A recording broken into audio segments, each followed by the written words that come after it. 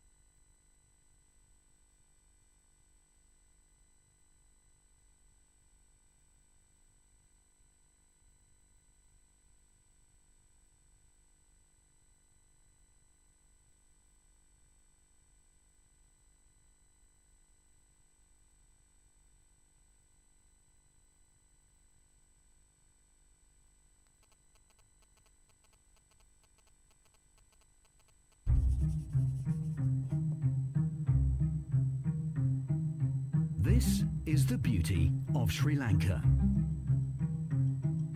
Welcome to the Dilmah Real High Tea Challenge.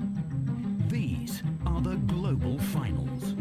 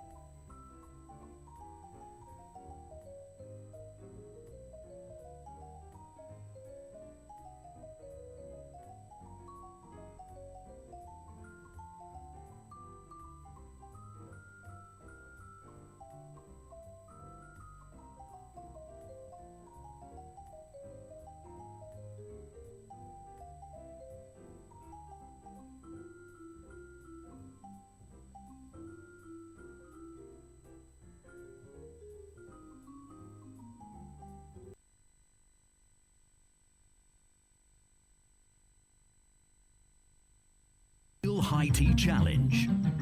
These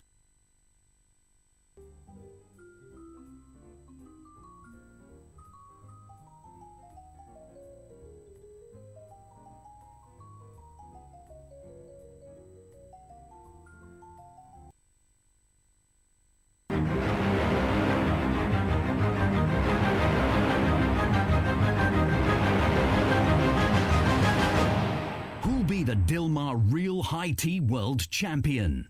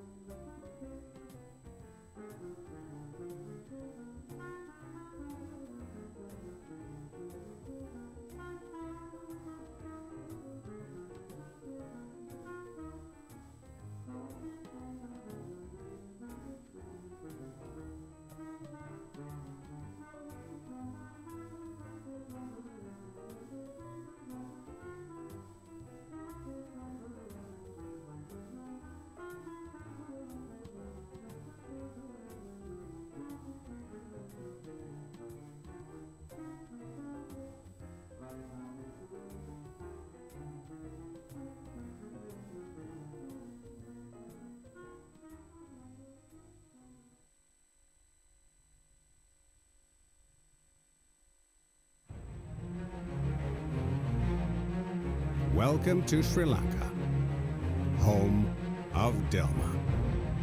These are the global finals. Please prepare yourself for the award ceremony.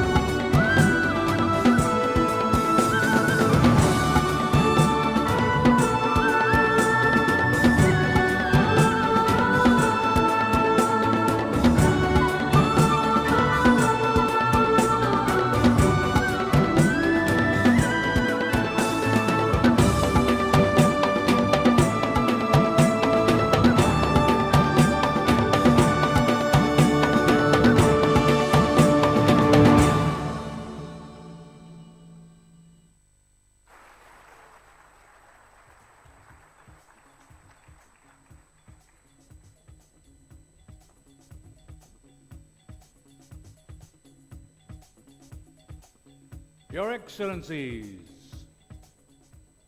the President of Sri Lanka, the Prime Minister, members of the Diplomatic Corps, we also are very pleased to have the Managing Director of the World Association of Chef Societies, and indeed a wide range of people in the profession, chefs from around the world.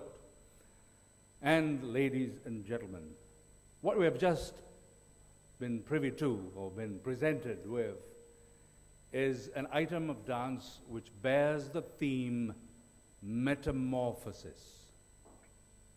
And it was presented to us by the Channa and Upali Performing Arts Foundation.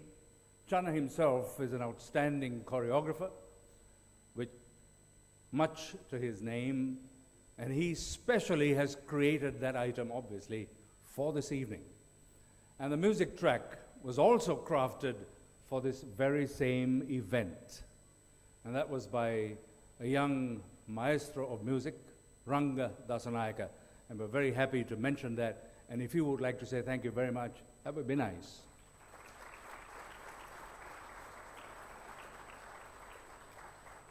Metamorphosis.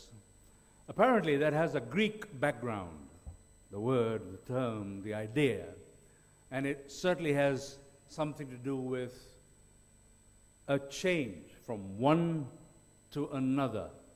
In fact, there is another winsome word that has been used here, rebirth. You can even say recreation.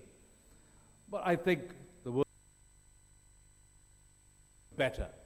Because this, what we see here, and that which has taken place over quite a number of years, understand shortly, if you didn't know, over a period of about 7 years, there has been a momentum that has been building up, which of course has seen fruition in this past week, the 1st, 2nd, and 3rd of July, and much has taken place, and it has been cause for wonderment. I say that myself, a cause for wonderment. There are some interesting statistics. 14 countries, 21 participants from around the world. Well, that's a very dull statistic. The reality was real excitement. If I was to say mind-boggling, that would also be true. And you will hear from the judges a little later on, and you would know how they felt about being part of this global challenge. It has been a celebration of the senses, and there has been one I would like to refer to as an instigator. He has been behind the idea these past 7 years. He's ignited the flame, and even though there may have been naysayers, it has happened. And that's what's so wonderful about it. I'll say no more, but invite you to pay attention to Mr. Dilhan Fernando, the instigator, the architect of the enterprise. Dilhan. May I add, even as he comes up, that he too was in the role of a judge in addition to everything else he's been doing. Dilhan. Thank you. Thank you, ladies and gentlemen. Your Excellency, President of Sri Lanka, Honorable Prime Minister, Mrs. Wickramasinghe, ladies, gentlemen, ambassadors, chefs, ladies and gentlemen, a brief explanation of what we are here to witness. The Dilmah Real High Tea Challenge, it has its origins in 1999, a unique endeavor, the Dilmah Tea Gastronomy Initiative. Gastronomy, as many of you know, it refers to sensory pleasure, to nutritional, cultural aspects of food and beverage. Tea gastronomy, it echoes those elements with special resonance. And that in that resonance are the reasons why Dilmah Real High Tea was conceived. Tea is a herb that is uniquely rich in natural goodness. For the first 4 millennia of its appreciation, it was a medicine. It's only latterly, more recently, in the 1600s, that tea became the beverage that we celebrate today. Tea gastronomy is formed around the beauty of terroir in tea. That beauty comes from the fact that in every valley, every hillside, every season, and in fact, in every variation in weather, there is a difference in the tea that is produced. It is the unique indulgence that is linked to that aspect of terroir, which you know so beautifully and celebrate in wine. It is most luxuriously, and why I call it an indulgence, it is the fingerprint of nature on each tea. In a world where food is defined more by price than by quality, tea gastronomy also has an overriding ethical dimension. Many of you often quote the famous treatise by Brillat-Savarin. Pardon me if I have got the pronunciation wrong. He described gastronomy as the motive force behind farmers, vine growers, fishermen, cooks, all of whom he referred to as preparers of food. And so it is in tea. Our efforts, all of us, in enhancing the appreciation of tea and in elevating it to something that is more special than just a cup of a hot beverage, it makes more relevant the work of millions of people around the world in the tea industry whose survival depends on tea, who are threatened by the gross commoditization of this incredible herb. Unfortunately, that is a consequence of profit being overtaken, or rather, profit overtaking quality. So high tea, it brings us to high tea. It is the world's tea ceremony, or the closest we have to it. It is the most ubiquitous tea drinking occasion the world has. And it is importantly an occasion also where food, friendship, tea are enjoyed. Yet tea has remained an afterthought. Even in the temples of high tea in London, where the home of the tea drinking tradition is based, tea remains an afterthought in high tea. And we celebrate instead an occasion that forgets the herb after which it is named and is even fossilized in culinary traditions of the 18th century. That is why the Dilmah Real High Tea Challenge was born. It is not about nomenclature. You can talk to us about high tea, low tea, afternoon tea, but it is about the singular importance of tea in this age. When you consider what that importance is, it is related to the ability of tea to protect us from every single lifestyle disease, every chronic disease, not our information, but the information of some of the scientists who are amongst us, and also from the World Health Organization. Tea protects us against stress, the biggest killer in the Western world. Tea protects us from diabetes, the biggest cause of premature death in the Eastern world. It is extraordinarily diverse. It is a celebration of nature because each tea is crafted not by the tea maker that facilitates tea, but by nature that creates it through the influence of sunshine, rainfall, and so on. It is also linked to the unprecedented need for friendship in this era and the unique ability of tea to encourage conversation and cement relationships. It is a tea ceremony for a new generation. Dilmah Real High Tea Challenge is about that new generation. It is afternoon tea for the 21st century. So tonight, ladies and gentlemen, excellencies, we honor tea in a way that the herb so richly deserves. It's one in which it has never been celebrated before, whether in Sri Lanka or around the world. We do this by celebrating tradition.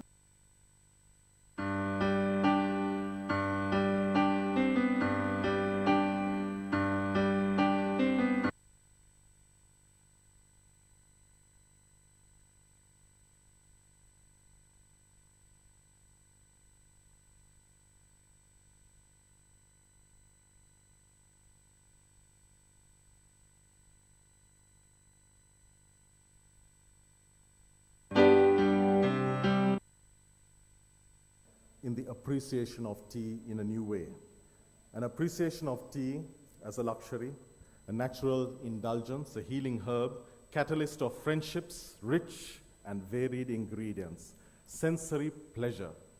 It is looking at tea in a completely different way in terms of the eye, nose, and palate.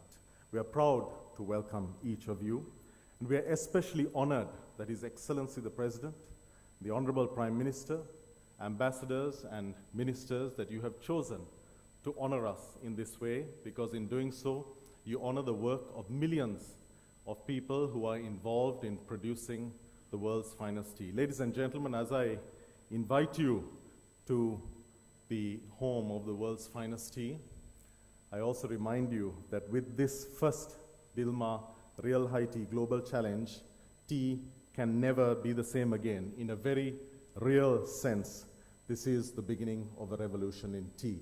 Ladies and gentlemen, thank you for joining us.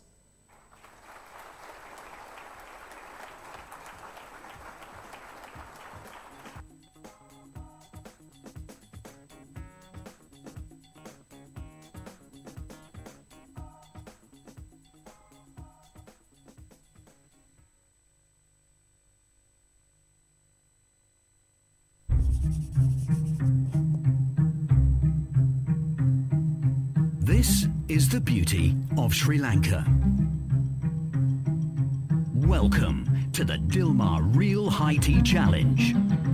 These are the global finals.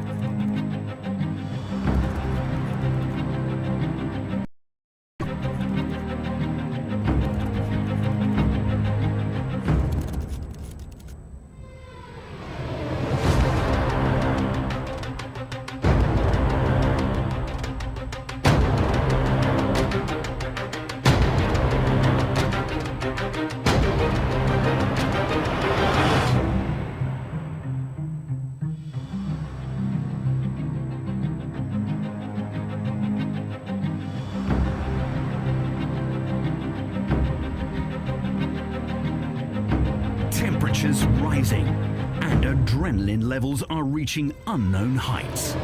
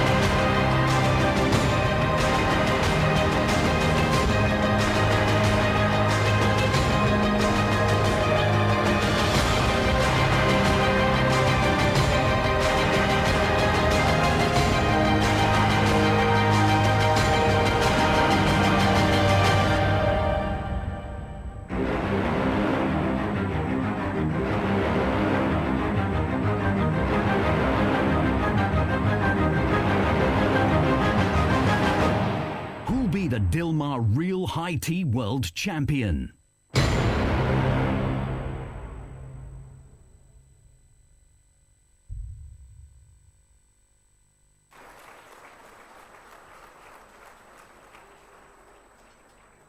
From the foregoing, you would now understand the reason why that item, that artistic expression, was under the theme metamorphosis. Nothing will in fact be the same. The word revolution, obviously, as was spelt out in the words spoken, we appreciate to be absolutely true. As someone did remark upon watching what was going on at the facility where the competition was conducted, nearby at the Hilton Residencies, I did hear the remark, "Te walata gia kala." There's a great deal that will be lost in translation, but if you are nearby someone who speaks the language, have them explain what I said. Someone else said, "Te koleka mahimaya kohomada." That too will be lost in translation. Ask someone what I said.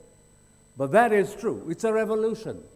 And now it's with delight that we welcome on stage the 21 teams who are part of this exciting enterprise. And we're very happy to be able to welcome yet another Minister of Government who's now just taken her place. Okay, so we begin in what reasonably will be the alphabetical order of countries. We begin with Australia.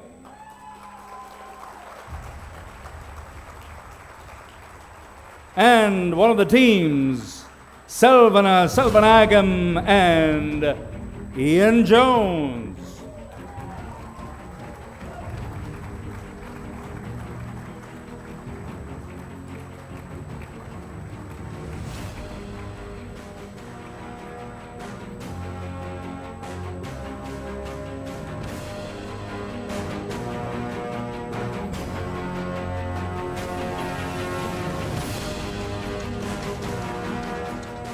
We're still with Australia. Shangri-La, Sydney is where they hail from. That's Althea, Ellie, and Felicity Goodchild.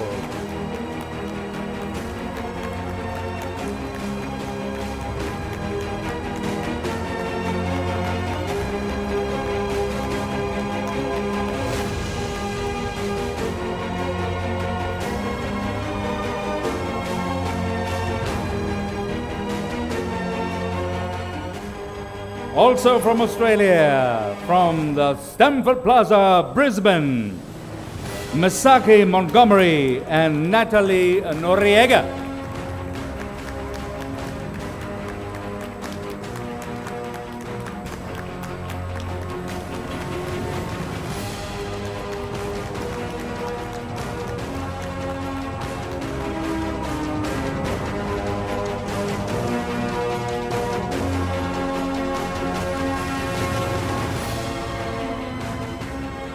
Again from Australia,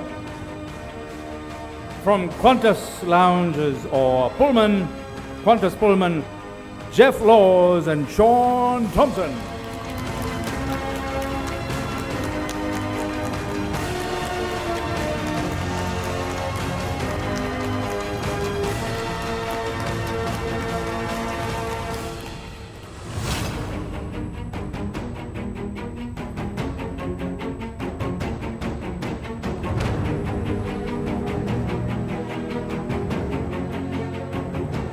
Australia. Next, way over, but also in the southern hemisphere, is Chile. And from Cafe Torre, Christian Gomez and Catalina Venegas.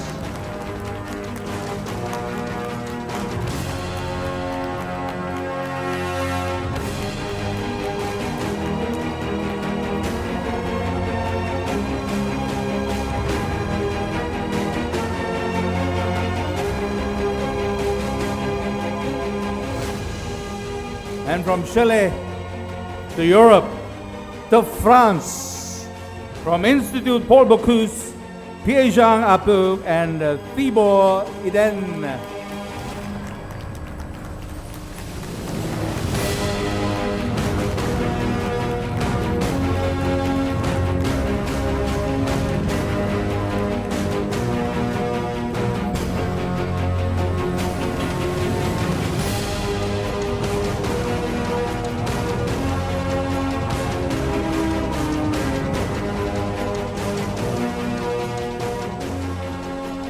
The thing is, what you're seeing is only a fraction of the story. And there are so many stories. Anyway, we move eastward now to Hong Kong. From Island Shangri-La, Hong Kong, Alex Ng and Ernest Wang.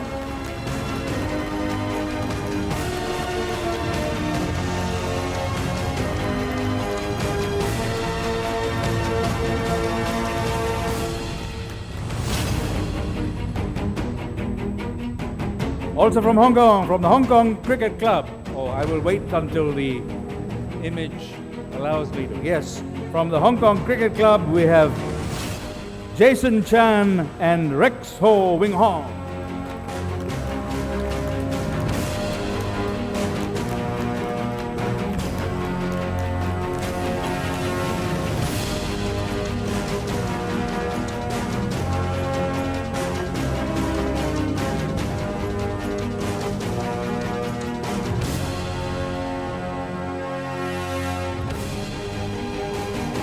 We're still in the eastern part of the globe, in Indonesia now. From Shangri-La Hotel, Surabaya, we have Ari Yulianto and Yuli Haryanto.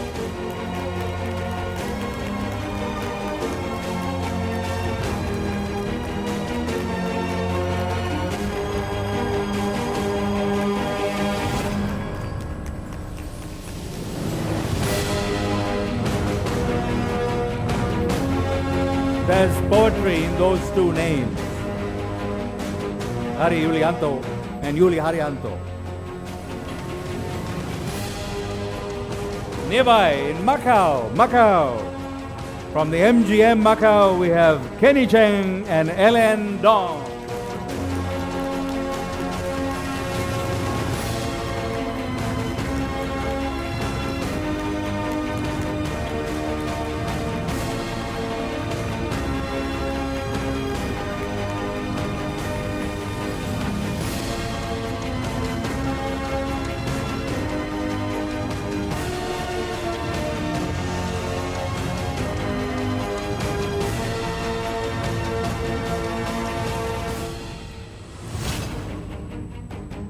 Then from Malaysia, from the Shangri-La Kuala Lumpur, we have Adil Kasih and Yamani.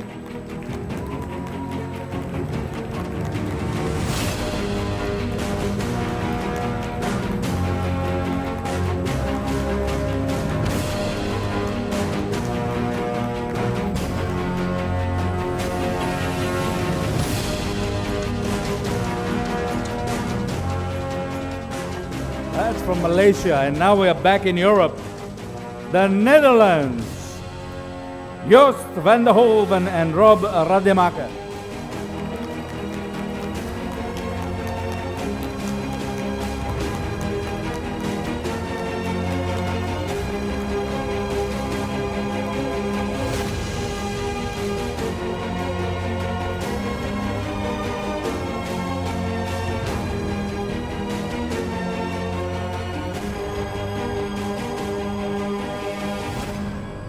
Also from the Netherlands, from Restaurant Vermeer, Wilmos Donal and Wesley Schipper.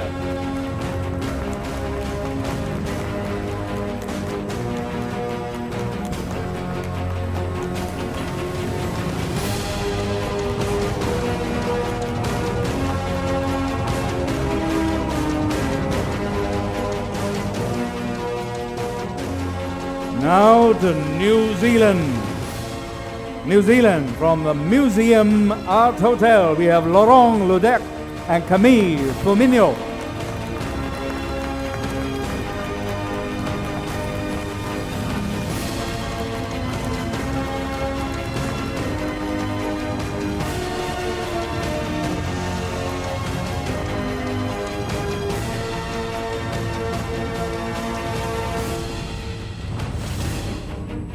From New Zealand again, the Langham Auckland brought Volker Maracek and Benjamin McManus.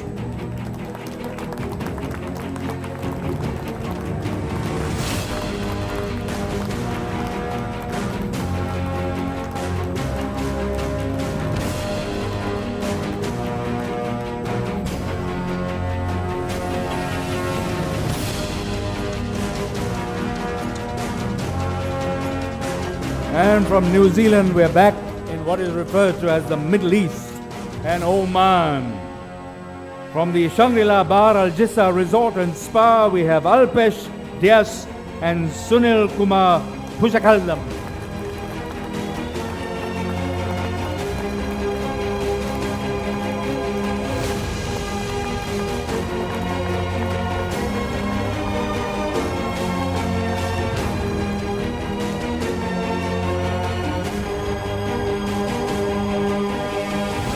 And now to Singapore, we're back east again. Singapore, from the Test Bar and Restaurant, Martin Wong and Lee Zhang Ho.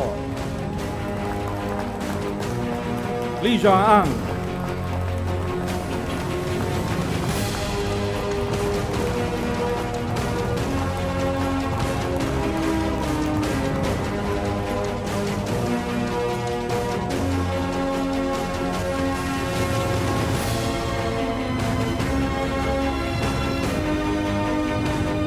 And now from that faraway place known as Battaramulla, from Water's Edge, Buddhika Samarasekara and Isfahan Dane.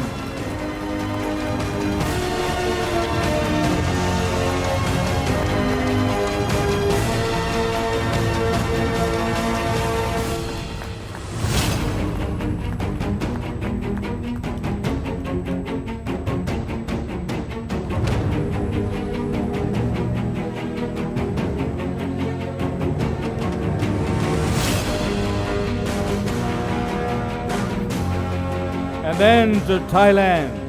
From the Shangri-La Hotel in Bangkok, we have Reinhold Müssel and Vilai Tang Prasad Suk.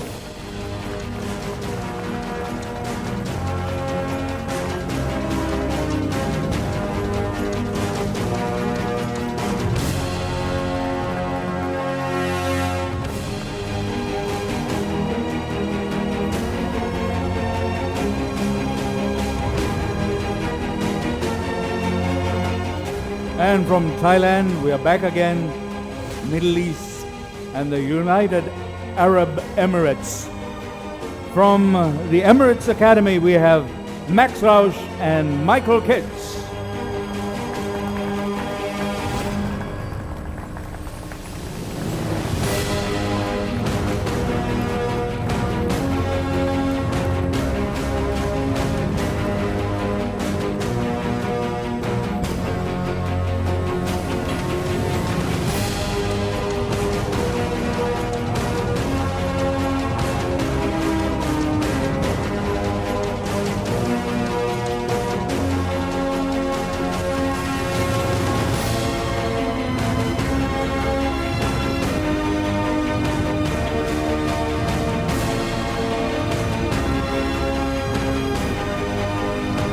And finally, from the United Arab Emirates, from the Radisson Blue Hotel, Dhammika Herat and Ronaldo Sadiq.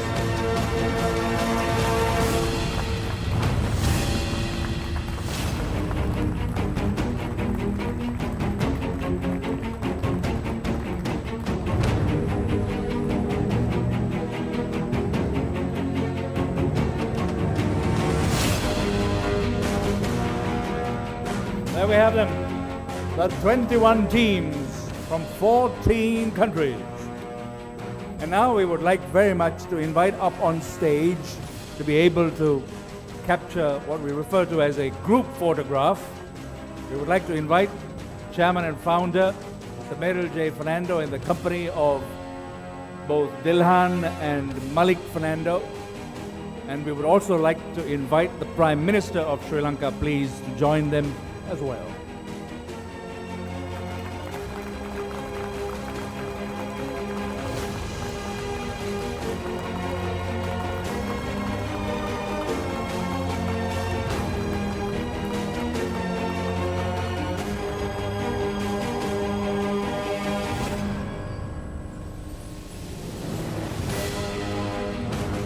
Mr. Malik Fernando is also to be there. And once everyone is assembled, we will be inviting the President of Sri Lanka, His Excellency President Sirisena, to first, after arriving on stage, to unveil the trophy. After which, he too will be part of this group photograph.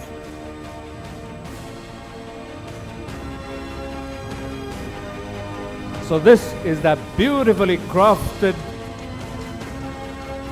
trophy.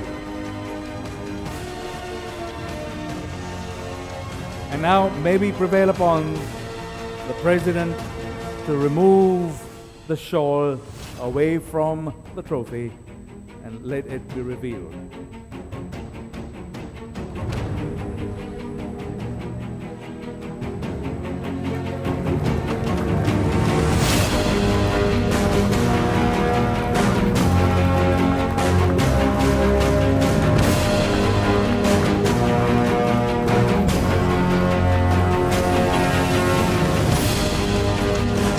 Now, we would like the photographers to direct us, those on stage,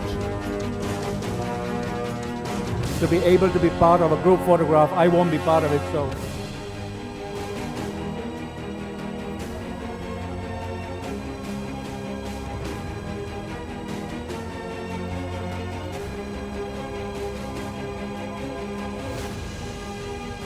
I did omit to mention that we would want the judges to be present as well. So 2 of the judges here present will be part of that group photograph. Sorry.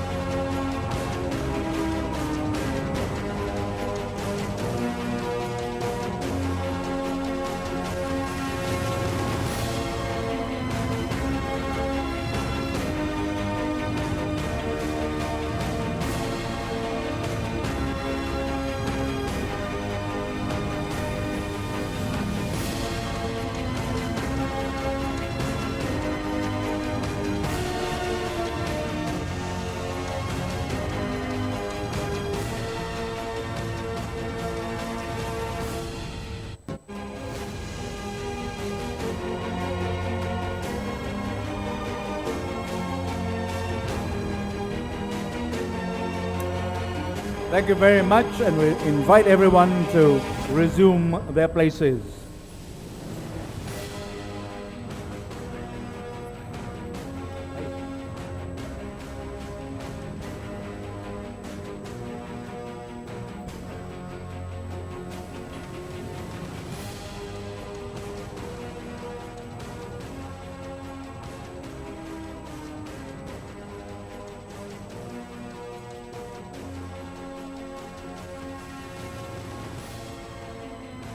As everyone returns to their places and are comfortably seated once again, we would like to invite your attention again on stage, because the moment is right for us to be able to hear words spoken by one of our special guests here today, the Prime Minister of Sri Lanka, Mr. Ranil Wickremesinghe. So may we invite you, sir, to this lectern.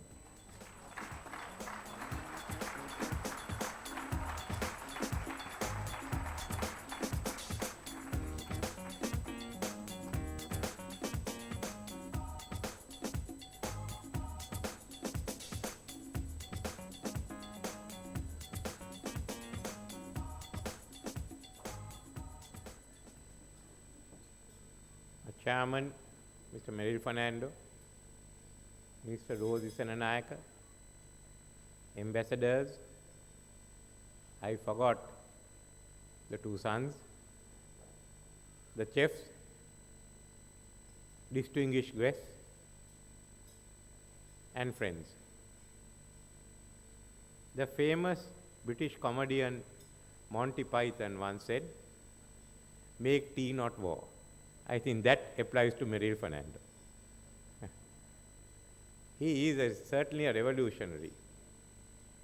He is trying to push the limits of the use of tea in gastronomy far beyond what the British imagined. No, you might make it a cutting edge technology, for all we know. Actually, for British, I think it's more than a way of life. They lost one empire because they taxed their tea too high. But they made up for it by bringing another empire, which depended a lot on drinking tea. And they found the best place to grow tea was in Ceylon. That was by an accident. Because when the coffee blight took over, James Taylor decided he'll try his hand in cultivating tea. Because by that time, tea had ceased to be just a drink. In those days, there were two meals. One was a heavy breakfast, other was a heavy dinner. In between, everyone drank tea. The Duchess of Bedford decided she couldn't stay hungry that long. So in the evening and afternoon, with a cup of tea, she decided to have either sandwiches or piece of cake or some sweets, which was followed and enjoyed by Queen Victoria, amongst others. It became a part of British literature, from Charles Dickens down to P.G. Wodehouse. There's always those who drank tea. In all their stories, there was a reference to tea. One of the exceptions was poet laureate John Bettman. His poem J. Hunter Dunn referred to Miss Hunter Dunn and her fiancé having lime juice and gin. Fortunately, it did not survive. So people continued drinking tea, and even Harry Potter had his cup of tea. That's how well known tea has become. We in Sri Lanka adapted to our own ways. When we were young, I remember those teas which had a lot of sandwiches and cakes and even scones. But more than that, what I enjoyed was going out and having in the evening in our villages, asmi, alua, cookies, and a cup of tea. And otherwise, about 40 years ago, we would sit in President Jayawardena's estate of Meerigama in the evenings, having a cup of plain tea, lot of roasted cashew nut and jaggery, and discussing politics and what we should do with our country. That's something which we still enjoy, the roasted cashew nuts, jaggery, and with Malik looking at me, Dilmah tea.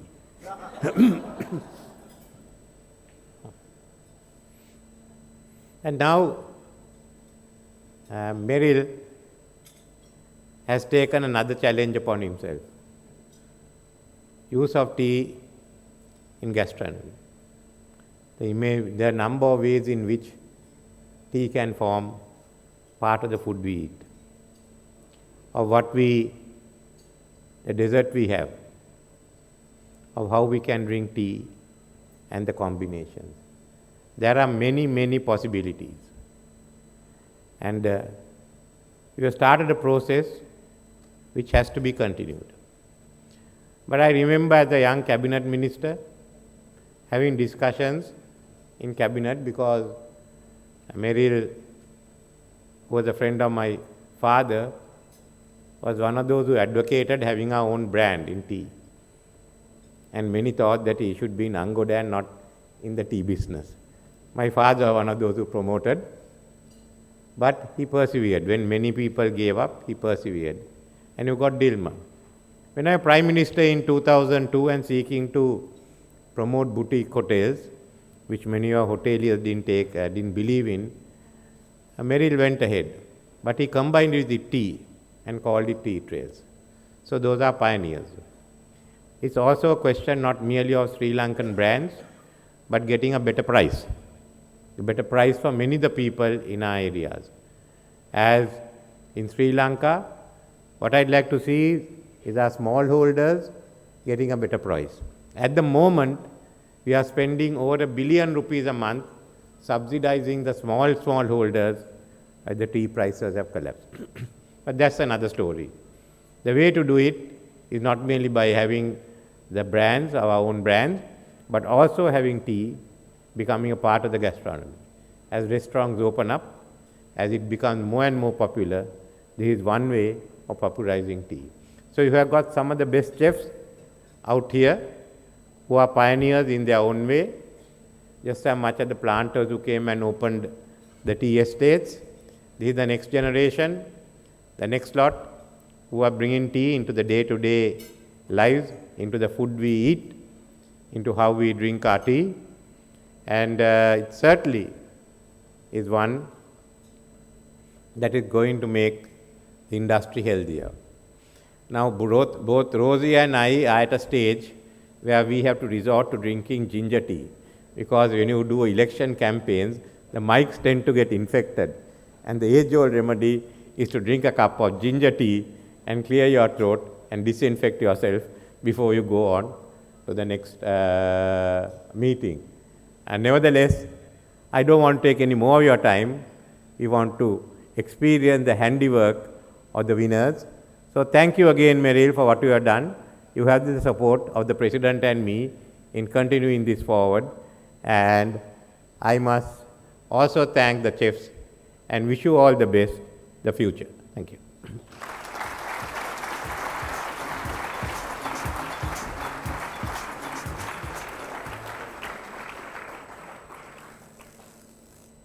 Thank you too, Honourable Prime Minister, for your hearty endorsement of the enterprise.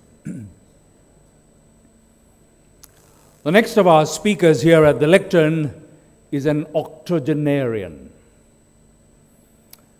He knows something about life. He also knows a great deal about tea. For 65 years, tea has been his major concern, or may I say, his obsession. But would he know a thing or two about prosperity? Or not for himself, because he's done well, but would he know a thing or two about prosperity for other people? Well, you might be very interested to hear the founder and chairman, Mr. Meryl J. Fernando, speak now. Please pay him heed. Does he know something about prosperity?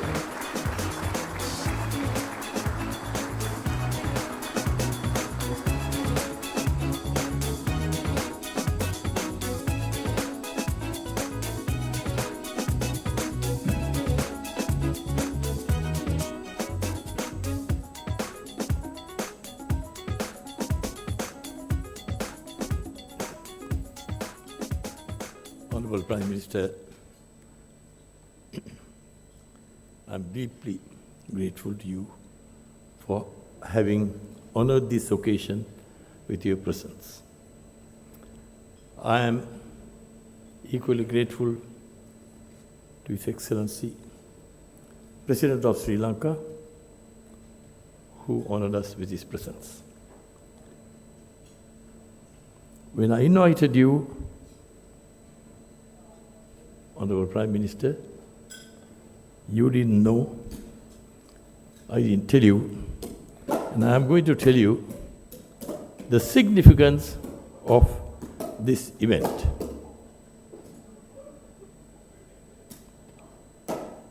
This event today is the final of several RHTs, Dilmah Real High Teas, we conducted over the last 8 years in several countries. Final was during the course of last week, and I thank every one of you for blessing this occasion with your presence. We have some of the best known, renowned chefs in the world, some of the best hoteliers in the world. We have collectively contributed to celebrating the most significant event in the history of tea, not just Sri Lanka, or not just Sri Lanka, but tea from all over the world. Tea is now on a different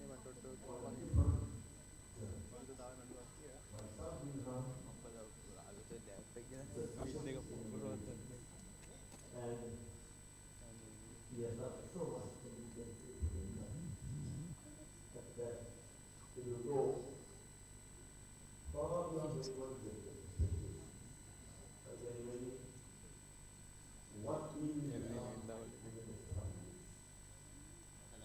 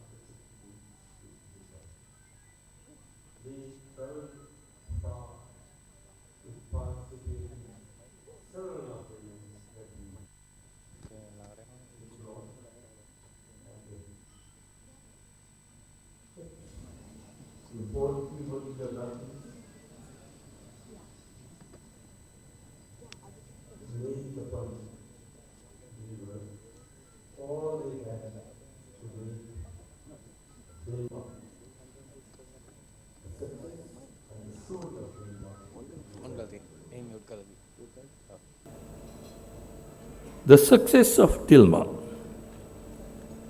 will, in the next 10 years, change the whole world.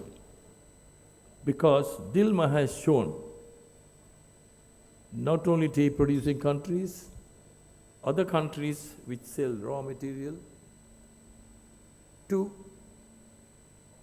other foreign nations and watch them get rich on our hard labor, on our hard work that we put in to produce raw material, whether it be tea, rubber, coconut, or cocoa, or whatever else. Little Dilmah has shown the example how it can be done. I have no doubt that sooner or later more countries will copy the example of Dilmah and will begin to bring back the wealth that enriched other nations, the wealth that belonged to our country, and raw material producers. When that happens, poverty in the world will disappear. And we will have affluent societies enjoying the fruit of their labor, not watching others get rich on our labor. Your contribution and my family's to the tea industry is immeasurable.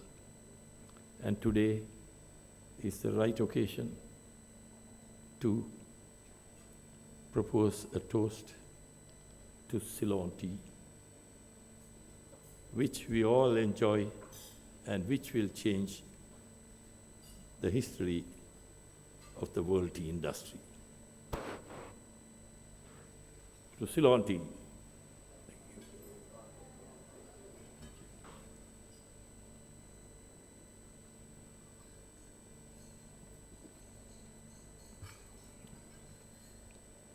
Honorable Prime Minister, I thank you again for the kind words you said and for the very positive attitude you have displayed towards the tea industry from the time I knew you. I'm sure we'll have the opportunity to work together again in a few months' time. Thank you.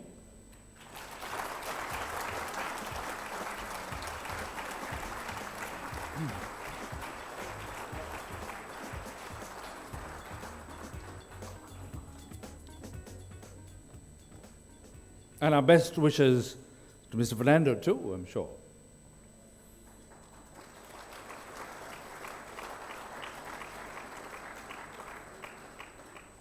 Dilmah, 2 syllables. Very interesting combination of vowels and consonants. This next name has 4 syllables. A very engaging combination of vowels and consonants that seem to stir the mind or stay in the heart. The name is Umaria. It is also the name of a girl, and wonderfully, she sings. Please enjoy Umaria as she sings The Voice Within. Even without a microphone, that within comes out quite easily, but let's hear it from Umaria.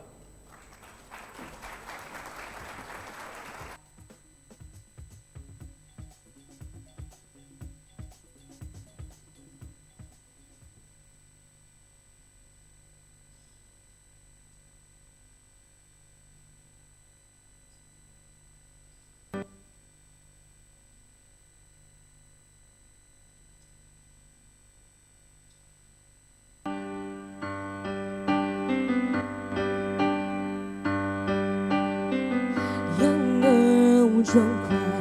I'll be right here when your voice starts to fall. Oh, young girl, it's alright. I'll be right here when your voice starts to fall.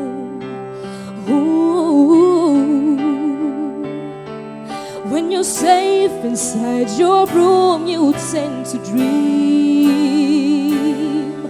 of a place where nothing's harder than it seems.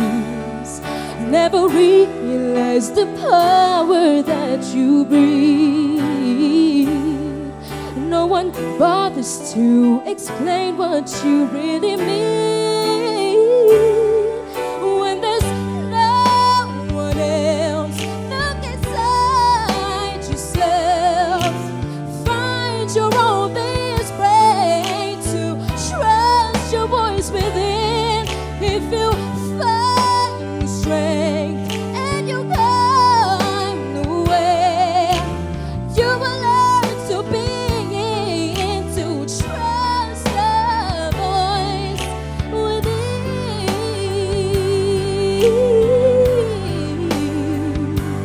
Oh, young girl, don't hide. You'll never change if you just run away. Ooh, young girl, don't cry. I'll be right here when you just walk away. Oh, when the world is so innocent to acclaim, nothing seems right as I can find to blame. No one reaches out your hand to hold. I can see the light inside you for a bit. When there's no one else, look inside yourself. Find your own to trust your voice within. If you find strength, you can come nowhere. You are meant to be in. Just trust the voice within.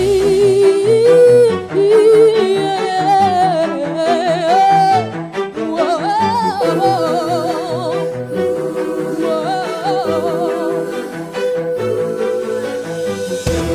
Life's a journey, you can sleep to ride, you turn to go. You can know it, you can lead the way to be strong. Be strong, hold on, you'll make it. Strong, never be beaten. No one can tell you what you can do. No one can stop you. You know that I'm talking to you. When there's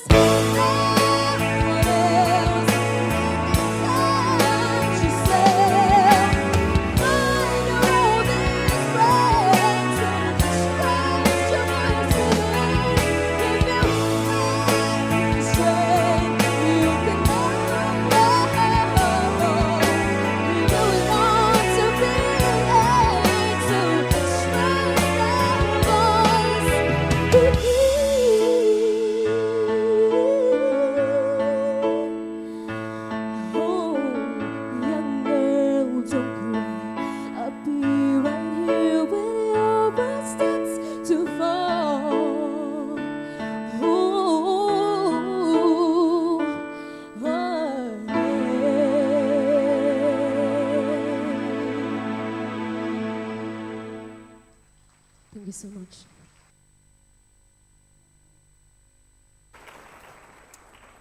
Thank you, Umaria. Well, the celebratory nature of things is that we are with real high tea, but the moment is supper time. So what we now have is a service of the supper. Now, what is perhaps necessary to underscore is that the food has everything to do with Dilmah tea. So this is, if you were to consult your menu, I'm not going to insist that you start reading your menu, but have a look anyway, you would discover that everything matches. And that's been the idea, and this is what was alluded to earlier by the Prime Minister and certainly Dilhan and others. gastronomy, tea gastronomy. So this is what it is. So we have the salmon loin, lightly glazed with candied Dilmah organic leafy green tea, braised rhubarb and lobster juice served with Dilmah Udabat, the single region black tea. Had we been with Alain Moron, I'll say, bon appétit. But since we're here, I'll say, kamu, kamu.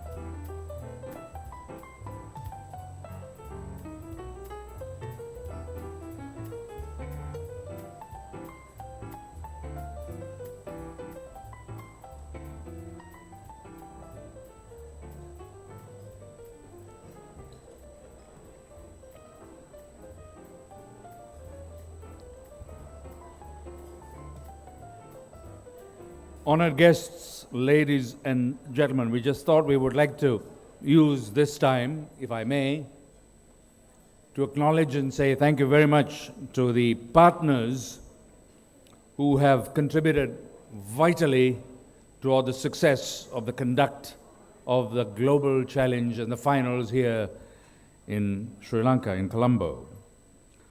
So we would like to acknowledge the support of Aquafresh, bringing nature to life. I believe the fine water that was made available during the competition was Aquafresh. So we'd like to say thank you very much to them. Then, of course, some of our contingent were housed, as they say, at the Cinnamon Lakeside in Colombo. Thank you very much, Cinnamon Lakeside. And I hope our friends here have had a good time there.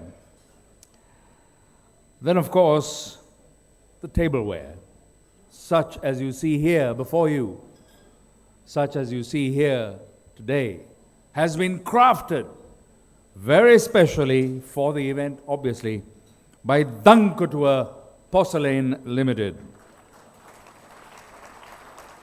World-class tableware. I've tried to break some of them and failed. Not here, at home. I'd like to say thank you very much to Dialogue, the telephone company, the future today. Dialogue, thank you.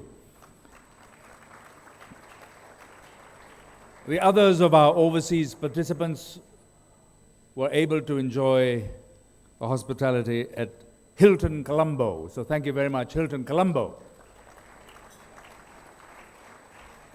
And for 3 days, we created quite a bother at the Hilton Colombo residences. That was the home of the competition. In fact, over the 3 days, everything there was focused on the competition, I think. Yeah. So that was wonderful. Thank you very much, Hilton Colombo Residencies. Then, too, we have had the support of HSBC.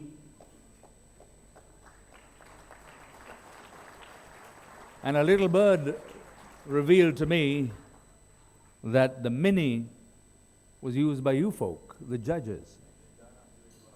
Right, there you are. Mini, thank you very much, Mini. A very well-known brand in Lanka from a long time ago. But they've also undertaken a bit of a metamorphosis in recent times and a revolution, and we see a lot of souped-up minis like they were never before. Print Care, thank you very much for the printing. Print Care. And then, of course, ferrying people from here, there, and everywhere was Sri Lankan Airlines, our national carrier. Thank you very much, Sri Lankan Airlines. Speaking of focus, the Colombo Academy of Hospitality Management at Sleat, along with the William Anglis Institute, had a great deal to do with supporting the activities of all of the competitors in the pre-competition lead-up. I don't know too many details, but they know. They really took over that place too and were able to do the preparation before the competition, a day or maybe 2 days before that. So thank you very much, William Anglis Institute and CALM at Sleat. Then, of course, there has been a fair degree already of publicity local newspapers on account of the support of the Vijaya Newspapers Group, and in particular Daily Mirror, the Sunday Times, and Daily FT, and they're all represented here. Thank you very much. They too were present during the competition too, and taking notes, and some of that material we have seen in print, and we will, at the end of today, have more material that will be taken up there. Now, that's a big thank you to our partners. Now, right now, I believe the consomme is going to be brought before us or before you, and it's a Dilmah Rilhena Peko and mushroom consomme with blue water prawn royale, and shaved asparagus on a crispy filo. Note Dilmah Rilhena Peko. And if you don't know too much about it, read about it, it's there. Okay, enjoy the second course. And in a short while, we will have some other speakers brought up on the stage, but we'll wait until the service has been done.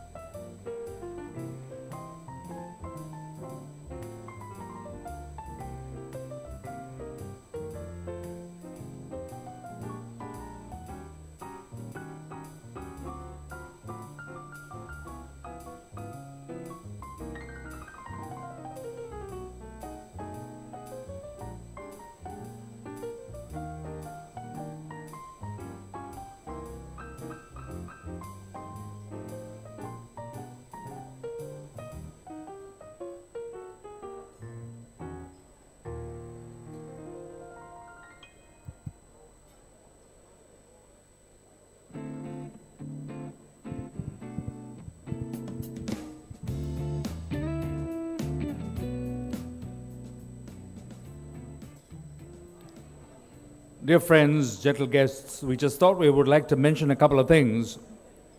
One is that since there are so many from overseas, some of you may be eager to keep communicating on social media with your home countries and friends and so on and so forth. So this is an area which is Wi-Fi enabled, and we thought we would mention that. So the hotspot is identified as Dilmah T. That's the hotspot or Wi-Fi. And you need a password. It's the same password that you would have enjoyed during the competition as well. It's RHT at 2015 or 2015. RHT at 2015. So you can use that facility as and when you choose. That's the Wi-Fi. And now at this juncture, I would like very much to invite your attention, even as you're partaking of refreshment and enjoying the consommé. The judges have also had much to do with this event, not just in Colombo, but through its conduct over a period of time in the different venues in the different countries. And we are particularly privileged to have them here on this occasion. But sadly, one of the judges is indisposed and has been unable to be present. And I refer to Bernd Huber, who also represents the World Association of Chef Societies. But as I said, he's unable to be present. But however, we have the culinary judge, Simon Galt, who's here. Likewise, culinary judge Peter Kuruvita is here. And we also do have with us from WACS, that's the World Association of Chef Societies, the managing director, who we mentioned earlier on, Mr. Ragnar Friedrichsen. We would like to invite him also, and our tea judge for the competition, Mr. Dilhan Fernando. So may we invite all four names I've mentioned, maybe invite the four of them to please come across here. And ladies and gentlemen, what they say you might very well want to hear, because that's where the detail is. This is what the competition has been about. So here's Dilhan, appropriately accoutred, and so Ragnar in the company of our chefs.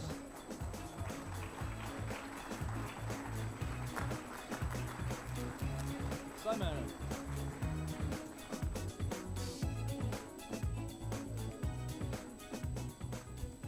I can't stand all this waiting, and I'm sure you guys can't either.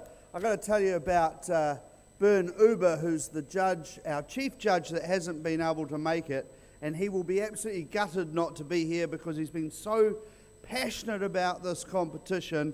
But what I can tell you is that I had breakfast with him every morning, I had ginger tea every morning, and he didn't. And that is the answer of why he isn't here. Remember that.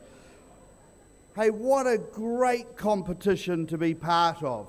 And I believe that you will all in time go, I was here at the start of the Dilmah revolution for Dilmah tea. Do you not agree this is a fantastic competition?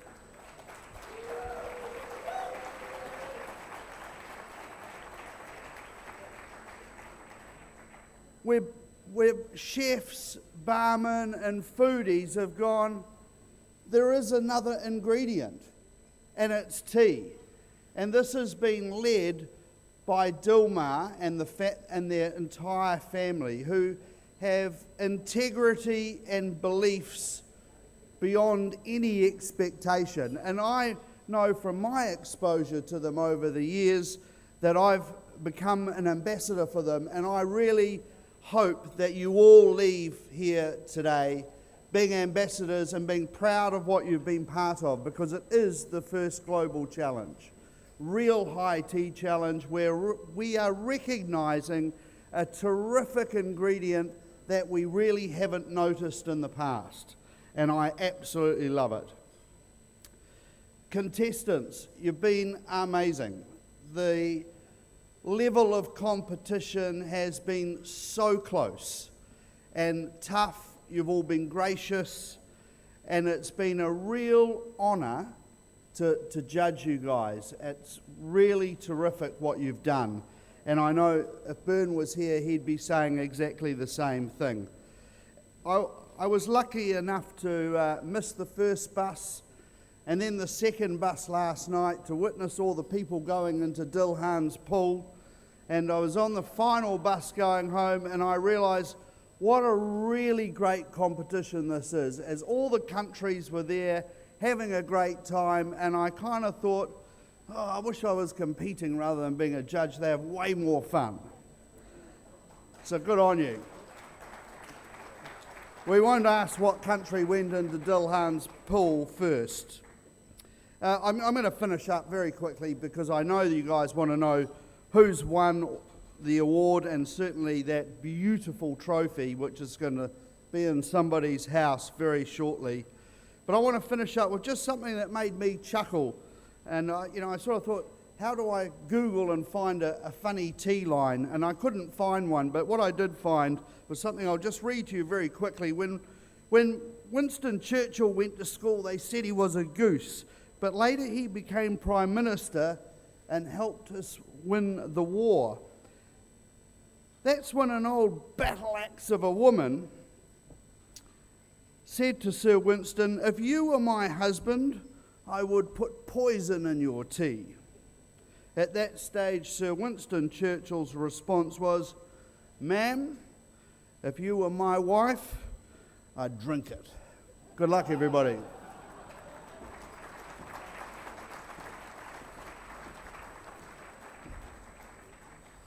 I never write notes.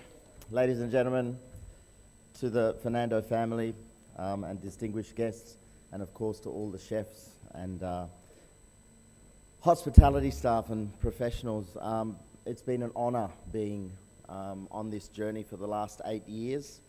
But I always like to start by thanking the people that don't ever get thanked. And that is all the people that are working here now, behind the scenes, serving us, the chefs, and in all the countries that we've been to, all the managers, the hotels, the chefs, the service staff, and everybody else that makes all of us look so good. So I just want to give everyone a quick round of applause that's standing around here and everywhere else. The Fernando family has taken me in like a, sometimes I think like a stray dog, but they have been very, very nice to me. I thank you for your friendship and also for teaching me how to be a better human being. I think we can all learn a lot from what we saw today and all the other things that we've seen this family do, not in the name of anything except humanity, which is just amazing. And if my old friend and combatant Bert Burnt was here, we'd be sharing a tear together, because every time we do these competitions, we are stunned at the generosity of this family. And yeah, it makes us all better people. And I think it's great to bring chefs to this country and service professionals to this country and make them forget about all their hassles for a little while and just remember that being a human being and being good to other people is an amazing thing as well. And it probably makes you feel better than a pay rise or cooking the best dish. And that's really what I'll always take with me. To the contestants, you guys have changed the way we think about tea forever. Creativity and enthusiasm for this simple herb has created a new ingredient. I mentioned it before, and I'm not going to quote anyone because all the quotes are taken. So I just think what we have got now is a new ingredient to play with, and you guys have created so many new dishes. Not dishes that we have to think about, not dishes that people in restaurants will look at a menu and go, "Oh, tea and food." You've created real dishes that can go on any menu anywhere in the world. And that is fantastic. Not only for Dilmah tea, not only for Sri Lanka, but for our culinary world. We are inventing new stuff, and that's amazing. Now, tea, you can do many things with it. You can use it to replace wine, like we've shown here. You can use it as a marinade, as a flavouring, as an infusion, as a mist. You can make beer with it. You can steam with it. You can smoke with it. You can turn it into salt. You can make liquor with it. You can ferment it. You can pickle it. You can steep it. There are so many things you can do with tea that you could do with any other ingredient. I just think you guys have taken tea to the next level.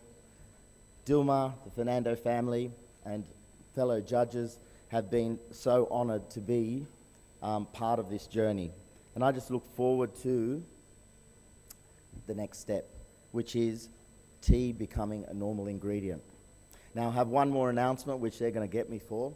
I'm going to tell you who the winner is tonight. The winner tonight is Dilmah Tea.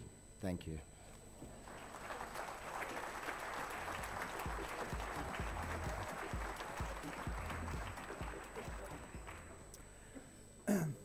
Good evening, Honorable Mr. Prime Minister, Your Excellencies, chefs, distinguished guests. It is with great honor that I am here on stage representing the World Association of Chef Societies, World Chefs, as we call them. World Chefs is a global body that unites in friendship 10 million chefs in over 100 countries. And well, that is 10 million friends to Dilmah. And we are very proud to call them our partners, as our mission is to raise the standards of the culinary profession, and that's what we have been doing here. These are the 710 competitors around the world since the very beginning. We've been raising their standards, helping them achieve a higher level. Now, I was very touched by the words of the judges, their admiration for the competitors, and truly they deserve so. I just want to say a few words about the judges, because this is something that we do at World Chefs, is to set the standards and train the judges. As Bernd cannot be here tonight, unfortunately, is one of our 8 judges in the world. But their job, I do not envy them. And I really admire their devotion, because all that paying attention to the details, keeping the concentration, and most importantly, the feedback they were giving to the competitors, that's the value the competitors will take back with them. So big round of applause for the judges, please.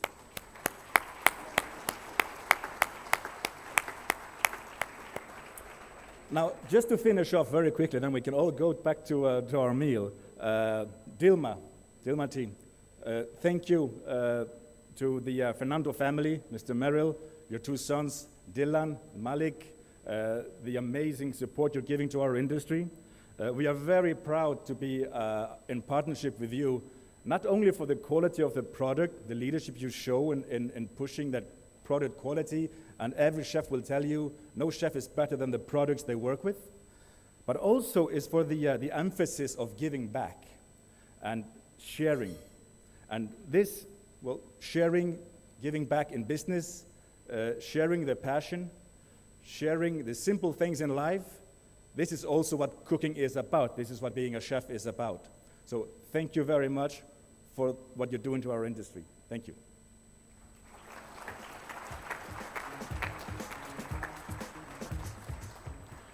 Ladies and gentlemen, to put into perspective some of the comments that my colleagues and Ragnar, Managing Director of World Association of Chef Societies, made, let me explain some of the things that we as judges have been doing in the past few days. Before I do that, I want to pay tribute to a great man who we miss tonight, presiding judge, Chef Bernd Huber, who has been with us and this challenge since its inception in 2008. Bernd Huber has judged every one of those 710 contestants, and unfortunately, as a result of 3 days of hard judging, he is temporarily down, resting, and recovering, ready for tomorrow. So I know that his heart and soul and his spirit are here with us, so I pay him tribute. As for the judging criteria and what we did, ladies and gentlemen, I salute you too, adding to what my colleagues just said, because for those of you who were not able to watch, what we did was put these contestants through the most demanding tea challenge in the world. We demanded that they understand the provenance of the leaf, that they understand the exact texture, flavor, character, strength, the entire personality of the teas. We demanded that they understand the marriage of tea with different types of food in relation to those aspects. We also required that the contestants learn to understand the characteristics of tea in relation to food as an ingredient, not a pairing, but an ingredient. And it is especially significant as an ingredient because in combination, tea and food, the food significantly alters the tea. But we had, in many cases, we had magic. We had certain flavors that did not exist as part of the recipe emerging when the marriage of tea and food was brought together. We had amazing mixology. We required the contestants to understand the nature of the spirit, how it would behave under certain conditions. We required that they master temperature and all the different aspects of all these in relation to how the tea might behave in certain cooking styles.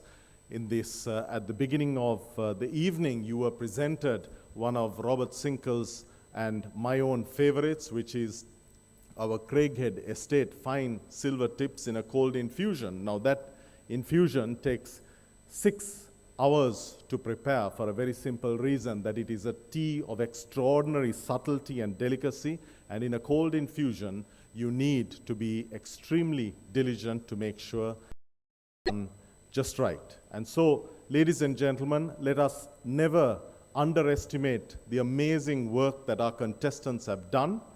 They have been assessed across their table layouts, the quality of their menus, and they will be recognized in a series of awards and trophies that we will present later today.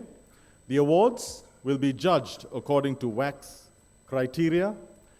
There can be one or many golds, there can be one or many silvers and bronze awards, for a simple reason that according to the more contemporary wax criteria today, it is judged according to a point scheme. It means that anyone gaining points between 90 and 99 across the 12 criteria that we judge them on, including table layout, presentation, understanding of the product, pairing, etc., a series of different criteria, that if they receive 90 to 99 points, they would receive a gold. 100 points is a gold with distinction, which rarely, never in case of tea has happened. One exception in a consumer competition. And if they receive below, if they come in the 80s, it is a silver, and if they come in the 70s, it becomes a bronze medal. Below the 70s, it is a certificate, and again you can have many, one or none. So, ladies and gentlemen, let us never underestimate what these ladies and gentlemen, the members of the contestants and their mentors have been through. They have performed extraordinarily. This is the most demanding tea contest in the world. And each of you, as Peter explained, each of you are winners to have come to this point.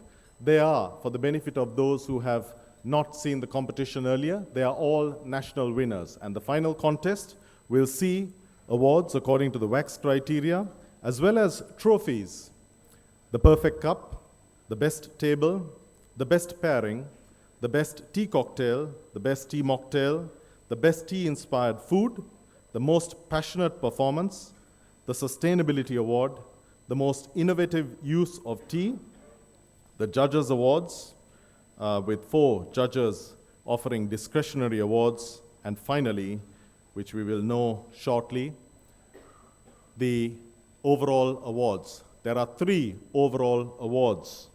The second overall winner, the first overall winner, and the Leaf and Artisan Challenge Trophy.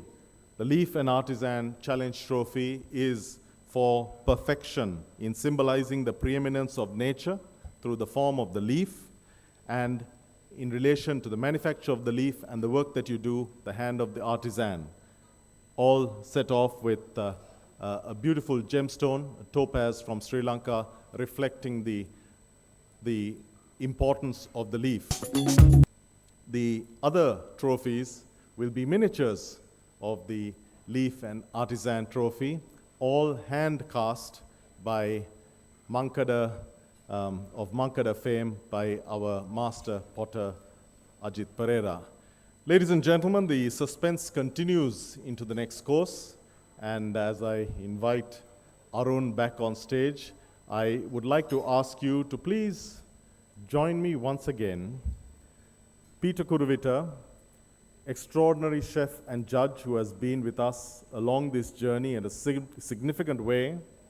Simon Galt, chef, judge, and both of them involved in this, what you might know them better for the fact that they are both involved with MasterChef, Simon with MasterChef New Zealand, Peter with MasterChef Junior in Australia, and also to Ragnar, because the world chefs and their 10 million members have been instrumental in making this day happen.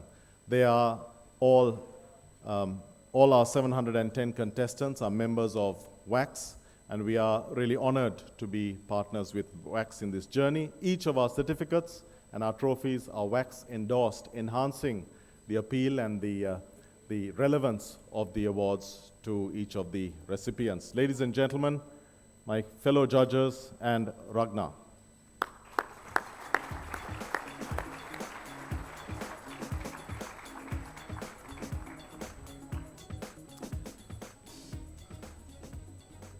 I have the sneaky feeling that tea is a very serious herb.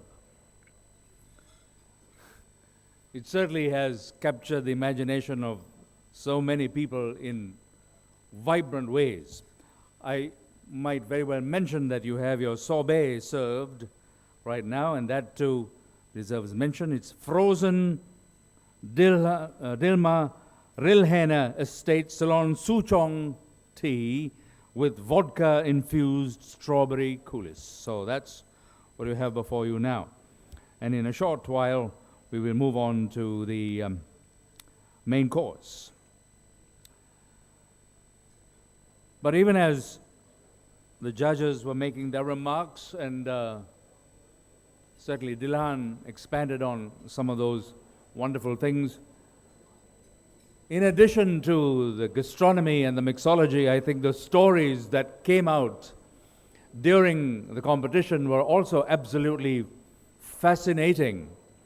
And I wish that all of those present here would be able, or would have been able to hear some of those stories, because they were outstanding. We heard the history of Singapore, 50 years of Singapore in 35 minutes, explained to the judges during the presentation of the tea, and that was outstanding. And what more, have you ever heard of durian tea?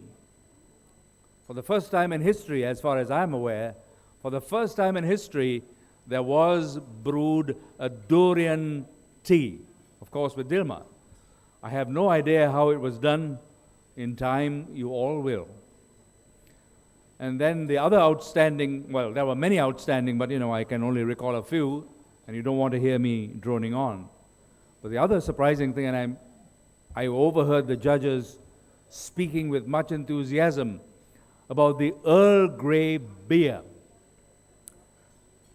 I don't think that has been ever done anywhere on the planet.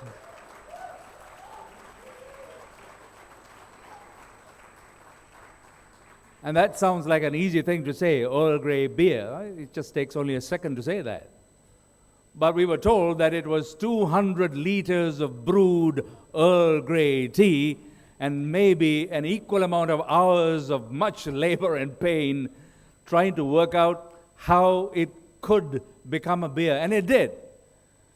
No one knows how, but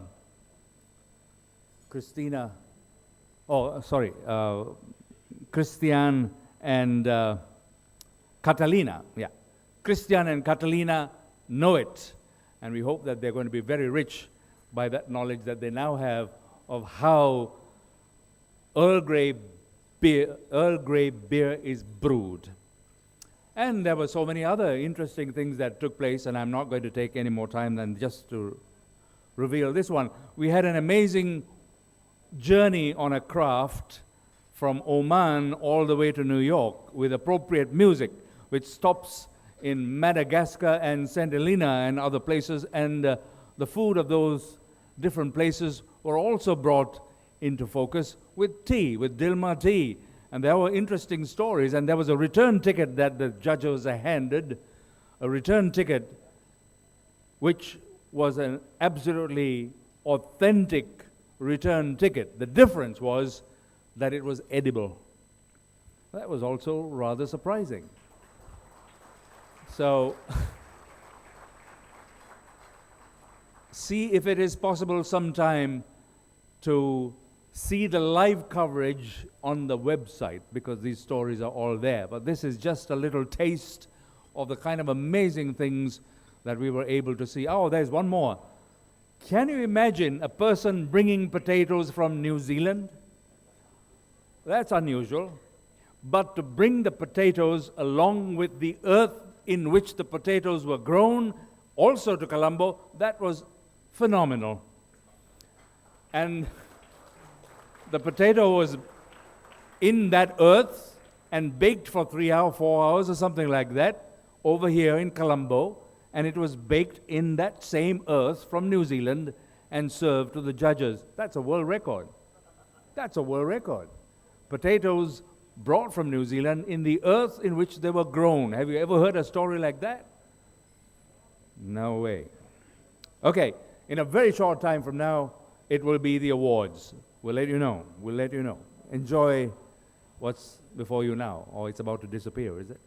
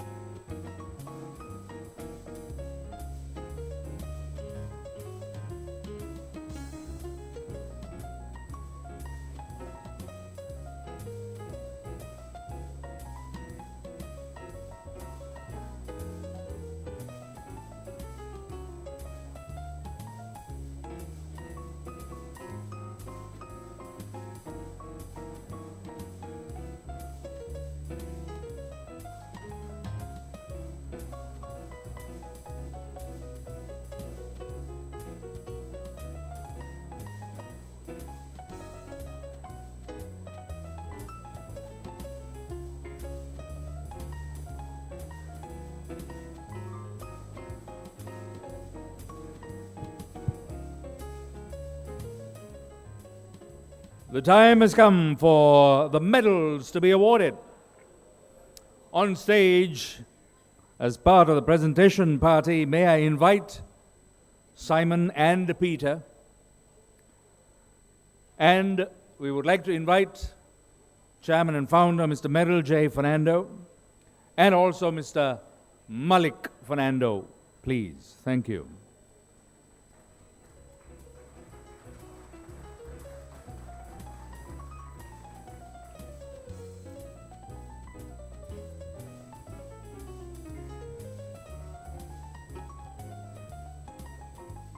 We'll have Dilhan as well, yes, okay. So, you would have heard the comments by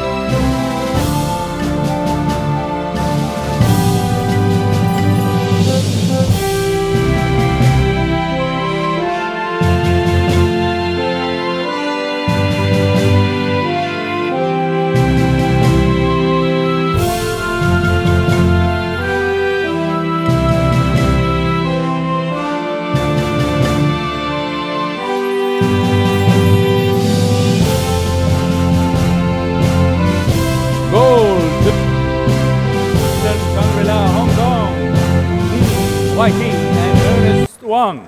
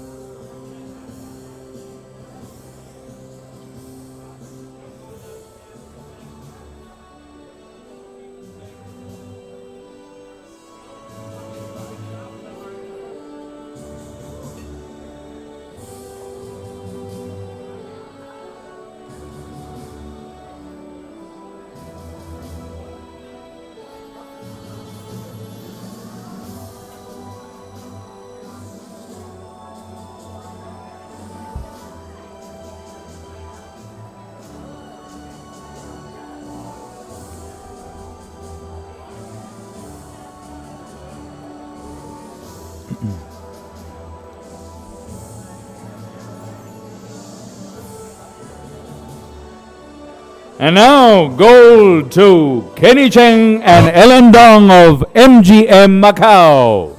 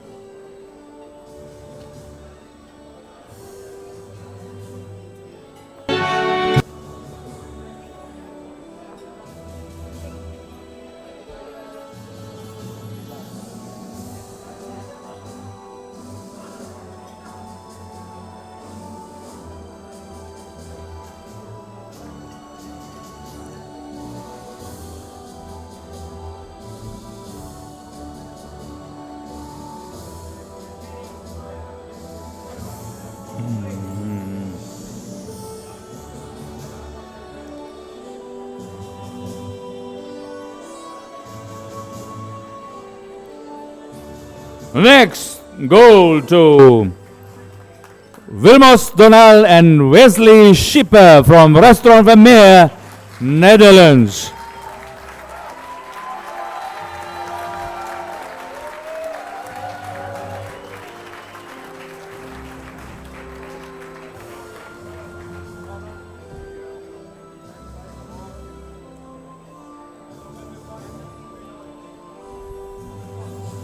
These people grow their own herbs in the roof garden of where they are at Vermeer, Restaurant Vermeer. And even the bees' honey was from there, from their rooftop. Completely sustainable cuisine.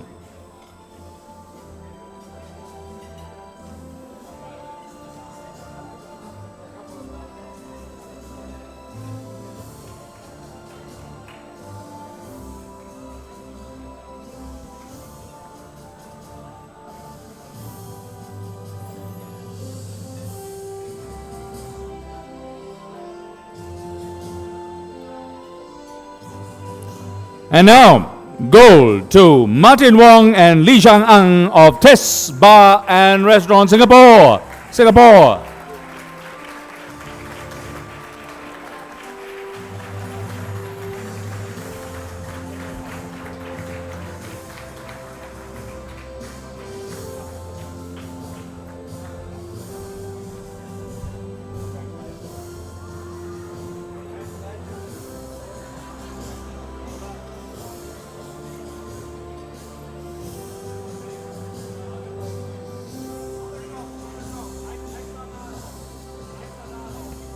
Li Zhang is the mixology specialist who has a great respect for Dilmah tea and an equal respect for durian.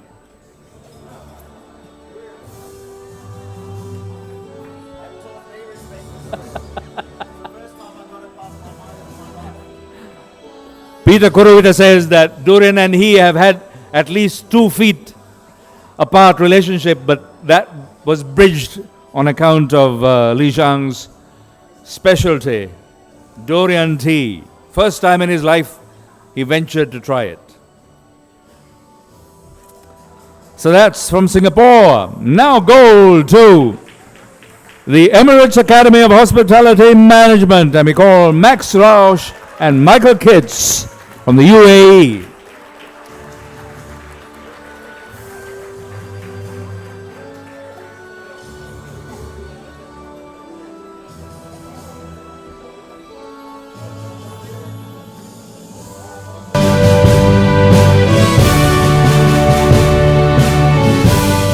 must say, Max and Michael gave high tea another completely different definition and dimension by having the tea floating 8 inches above the table.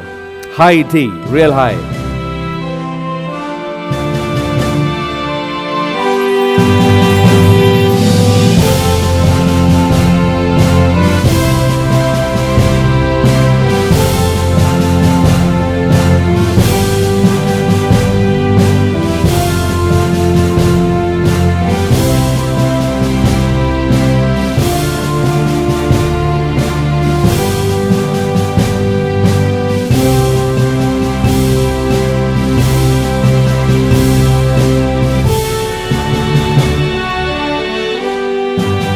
And now go to Team Cafeteria from Chile.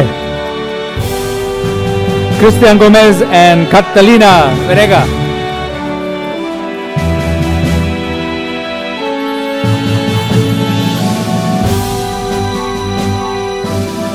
It's the two of them that have the secret recipe for Dilmah Earl Grey beer. That's theirs to keep.